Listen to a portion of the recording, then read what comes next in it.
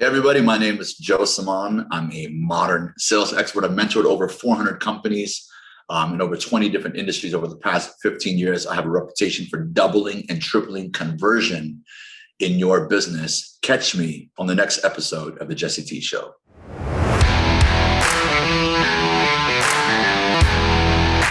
I like to walk in, slap people around a little bit, usually yell for a few minutes, put all their numbers up so everyone can see it. Tell them that I'm going to email their wives and their families about their lack of production, and then I leave. I don't buy it. Hey, some of that I do. I have a video online where I'm sharing on stage in LA my story. It's called the Email Your Wife Experiment. And it's where one of my very long-term clients and now friends, one of their top sales teams, called me up and said, "Hey, I don't know why, but we're in a rut right now. Can you help us?" And I'm like, "You guys, I've been training you guys for 2 or 3 years. I'm like, what do you think I'm going to magically do today?" So we're all of a sudden, I'm like, "Do you trust me?" They're like, "Yeah, we trust you."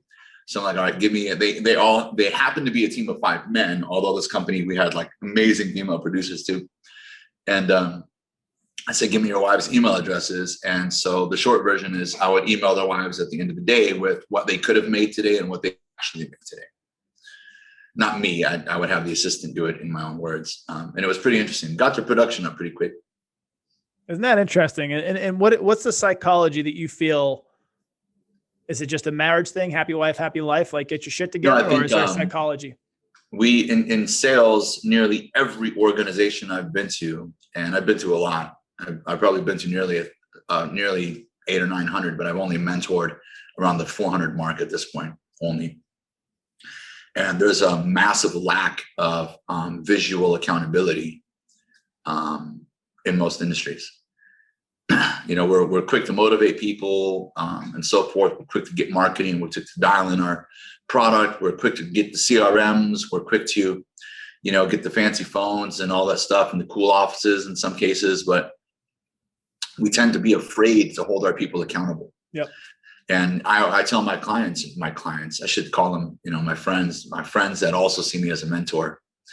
I tell them, I want you to know that when you combine, accountability and respect, it's the highest form of love that you can provide somebody in their career. It's the highest form of love, accountability and respect. I respect you. I will never insult you.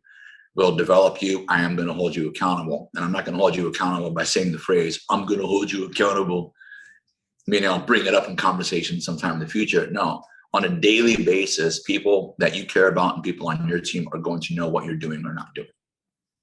From a guy that operates in a space of a lot of those areas through my career, but specifically now as a dad, to hold my kids accountable, but to love them and respect them. I mean, you're essentially giving them this father figure. And it's really interesting because we've removed so much. Up until a few years ago, I've noticed we've removed so much of the personality away from businesses, and it's become like a cold, sterile thing. But then you have guys and gals that come into this space and they talk about culture. They talk about, doing these things, but it really comes down to, pushing each other, and iron sharpens iron. And I could tell you, my first outside sales gig coming out of the military, I had a PhD. I was poor, hungry, determined, and I outworked everyone.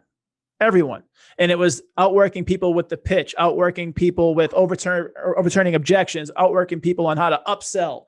And it was the thirst for knowledge. And so kind of scale us back to, obviously you're here today in 2021, but this is the how and the what that you do. Why did you get to this point? What was it that triggered you in your career? Were you an executive, an entrepreneur? Did you say, screw it, I hate my job, I'm going to do this? Like, where did all this start? And how did you learn the skills that you have today?